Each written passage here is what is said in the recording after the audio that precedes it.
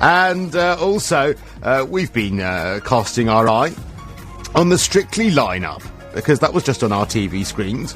And as well as being joined in the studio by Stephen Perkins, the TV editor of Inside Soap, I'm thrilled to say I'm now joined in the studio by professional dancer Brian Fortuna. Good evening to you. Christo, good evening. How are you? Fine, thank you. Lovely to have your company. So, firstly as well, if anyone's got any questions, of course you were in the, you were in, not the last series, but the series before and the series before that, weren't you? Correct. A couple of years, weren't you?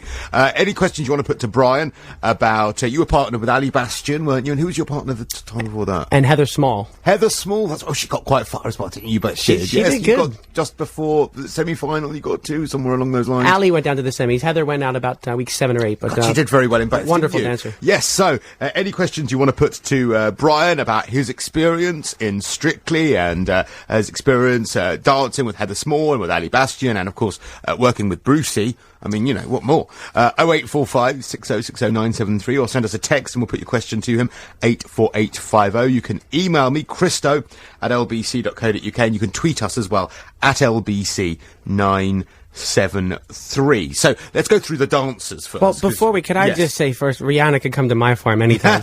Really? Anytime you own a farm? I will if I have to. Yeah, any field you want, you'll just take one.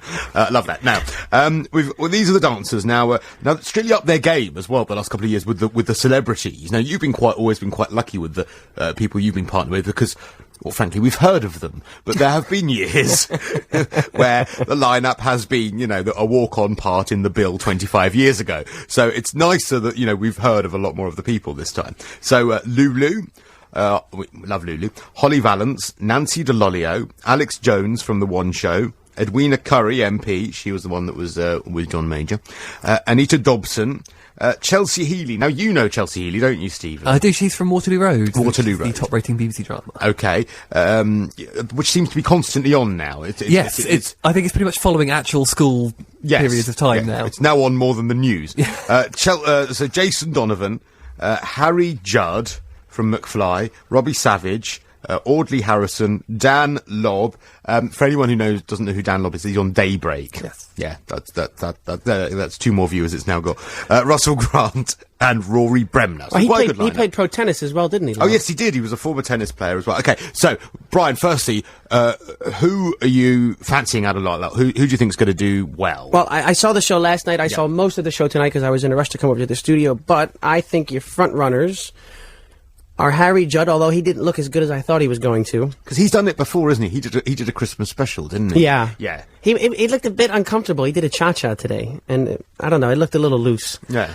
Jason Donovan looked real good. Oh, really? Are you tipping him for the final? Or Yeah, plus Christina is my former dance partner, so I'm supporting her all the way. Okay, good. Okay, so we like Jason. I'm putting a star by his name. And I think Chelsea Healy, although they don't have her there in the books, after what I've seen tonight, I think she's going to be in the final. Okay, so she might get through on judges' scores, because I don't know if people would vote for her because she's not... Oh, no, I think they will. Waterloo Road does insanely popular with anything involving public votes, because it always seems to sweep the board. Anything with public vote, Waterloo Road does really well. God, I don't know, am I missing something with this Waterloo Road? I'm quite a fan, actually. Is it quite good? It's like Grange Hill for grown-ups. Is it? Yeah. That seems to be like a Holby City for schools kind of shit. Because in Holby City, I always think if I ever get admitted there, the doctors are off in a broom cupboard having it off, and I'd just be dead on a trolley. Yeah, it's the same with the teachers in Waterloo Road. You don't learn anything. Okay, so you're liking them. Anyone that you think is past their time already? Nancy DeLolio earlier. I was a little disappointed. She's so graceful and stunning looking, though. Robbie Savage wasn't as good as everyone thought, huh? Good-looking bastard, though. He looks a bit like Fabio. Yes. And who else have we got there as well? We have Lulu. Lulu, you were a little bit, you weren't so enamoured with Lulu's performance either. I think maybe her routine was a bit too difficult for her. Because I've seen her on stage. She performed with Heather Small. And Anastasia, they toured around the country last year, and I went to see their show. And when I saw Lulu and I heard out how old she was, I was completely shocked. Yeah, she's she's like basically as old as Bruce or something. She's nearly. She's old. She's a mature woman. She's a mature woman who is an incredible singer and an incredible performer. And when I saw the amount of energy she brought onto the stage, I figured she's going to be spectacular on Strictly. Like, honestly, she is my inspiration for aging. I mean, like, you know, if I could look half as good as that now, I would be happy. I can set you up if you want. Oh, really? With old Lulu? Well, I shouldn't say old Lulu. I mean just Lulu.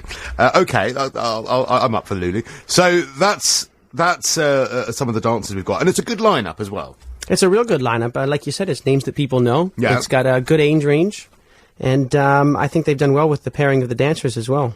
Yeah. Do you think abilities are quite good with the dancers? You think the heights and all that kind of stuff? Well, I mean, you know, the dancer and the celebrity, how you partner them up has a lot to do with the show, doesn't it? Yeah. You want people that are going to get along, or maybe you want people that aren't going to get along. It depends on what you're going for. Yeah. But yeah, height's an issue. I mean, it's worked out well this year. What's the biggest challenge with taking a celebrity on who perhaps hasn't had any dance training at all? I have so much respect for the celebrities and what they do, because for them to walk into a studio and someone says to them, right, I know you've never done the cha-cha before, but you've got 6 days to learn it, and you're going to do it in front of 12 million on live TV. Good luck. Yeah. And it's like, oh my God, it's a really nerve-wracking experience. So I have a tremendous amount of respect for the celebs that come in and have the guts to step out onto the floor and do this. I think from the point of view of the dancer, it's very difficult, because not only do you want to bring yourself across in the best light that you possibly can. You want to create the best choreography, but more importantly, you want your celebrity to feel comfortable. You want them to feel that they have confidence when they step out onto that floor. And you not only have to teach them how to dance, but you have to be there as a support group for them throughout the whole show as well. So it's quite a nerve-wracking experience. I think people don't realize how much you get sucked into the show. When you're doing Strictly, there's nothing else in life. I mean, you'd think the rest of the world just stops and there's only Strictly. Because I've been down there a couple of times, actually, and you even just get caught in by being in the audience. I mean, by the end, it was an emotional roller coaster. I think it was Mark Ramprokash's year was the last time I was there. God, it was brilliant. I mean, it was brilliant. I absolutely loved it. By the time I was walking out of there, I was skipping along. I think I went up to Anton Dubek and said, "You must teach me to dance," and all these things. Why did you go up to Anton? You should have gone up to one of the girls. Oh, I should have done, shouldn't I? No, I said, I don't know why it was Anton, but I just decided. I'll tell you what, the studio audience at Strictly and Dancing with the Stars in the States is the same thing, and in 38 countries worldwide. It's electric in there, man, and there's something about this show and the way that it touches the public, and when people get to go down there and see it, the tickets are like gold, and so they're exciting, and for the competitors, that creates an incredible atmosphere in the room. Now, of course, you were in Dancing with the Stars as well, weren't you? And this is, of course, the format that they call it in the States. They call Dancing with the Stars, they call it Strictly Come Dancing, they call it Dancing with the Stars in lots of the different countries. They've sold this show everywhere. I mean, every single country's got a version of Strictly now. Why do you think it's been so successful? Well, if I'm not mistaken, it's the world's largest television format ever sold. I think it's the most successful reality format. Actually. I think it's successful because it touches on all age groups. You can sit down with the grandparents and mom and dad and the kids, and you can watch the show, and you can generally be entertained. If you're a guy who's into sports and you don't like watching dancing, well, you're entertained because the girls aren't wearing much on Strictly. Yeah. If you're someone who's into music, you're going to love Strictly because the band and the singers are top of their game. They're amazing. They're absolutely amazing. And the versions they come up with the songs in, it's all completely live as well. And it did really, I think, reignite Saturday night family viewing, really, because before that, I think it was kind of on its backside, as was Bruce. I mean, Bruce was with ITV doing rubbish quiz shows, and then left ITV, was sick of doing them, and everyone thought that's it for Bruce, and then he came back with the biggest hit of his career, which is fantastic as well. How about that? Yeah. And he's an amazing guy, Bruce. I'll never forget, there was one show where the show was starting late because there was auto racing on. The network had to fill a certain amount of time.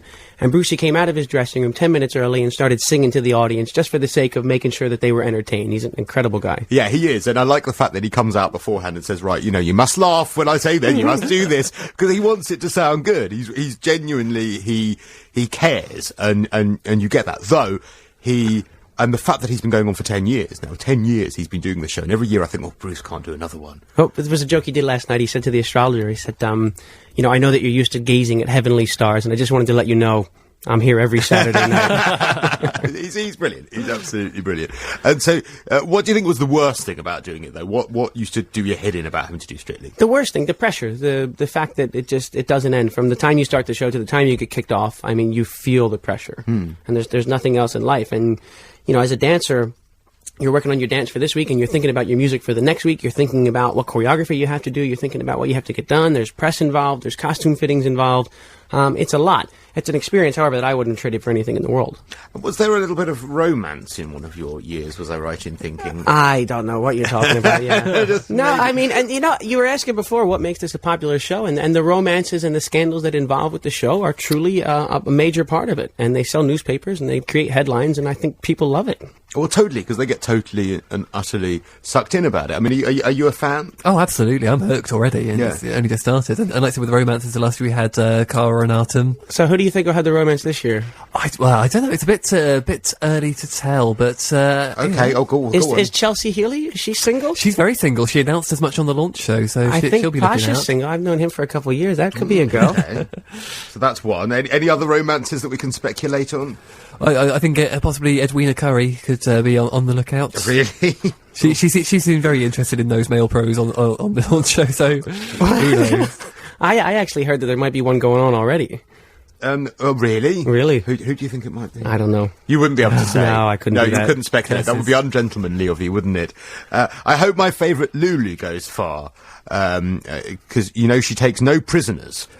So there we are. That's what we know from someone on the text on 84850. Any comment you'd like to make about this year's Strictly Come Dancing lineup? Any question or comment you'd like to put to the professional dancer Brian Fortuna, who's joining us live in the studio? Please do so. 0845 6060 973. You can send me a text on 84850, and you can email me, christo@lbc.co.uk, and you can tweet us as well at LBC973. The time now is 8:15.